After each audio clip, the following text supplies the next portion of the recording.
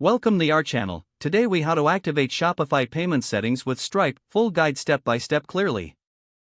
To activate Shopify payment settings with Stripe, begin by logging into your Shopify admin dashboard. On the left sidebar, click on Settings. From the Settings menu, select Payments. In the Payments section, locate the Accept Payments area. Click on the Choose a Provider button. Scroll down to find Stripe in the list of available payment gateways. Select Stripe to initiate the setup process. You will be prompted to connect your Stripe account. If you already have a Stripe account, click on Connect with Stripe.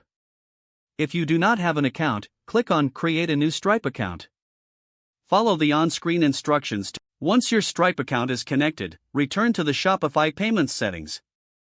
Review the required fields, including business information and bank details. Make sure to complete any necessary identity verification for Stripe. Next, configure your payment options as desired. You can enable options such as credit cards, Apple Pay, and Google Pay. Once you've configured your settings, click the Save button at the top right. To verify the connection, conduct a test transaction in your Shopify store. If successful, your payment settings with Stripe are now fully activated. Ensure to check for any updates or additional settings in your Stripe dashboard. Your store is now set to accept payments through Stripe. If the page does not load, refresh the browser or try again in a private or incognito window. Make sure you are using the correct email address, then retype it carefully to avoid small typos. If your password is not accepted, use the reset option and create a new strong password you can remember. Check your spam folder for verification or security emails, then complete any requested confirmation steps.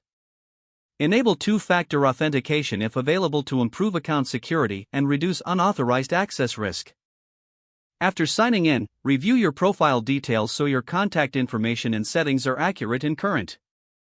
If you see an error message, note it down and try again after restarting your device and internet connection.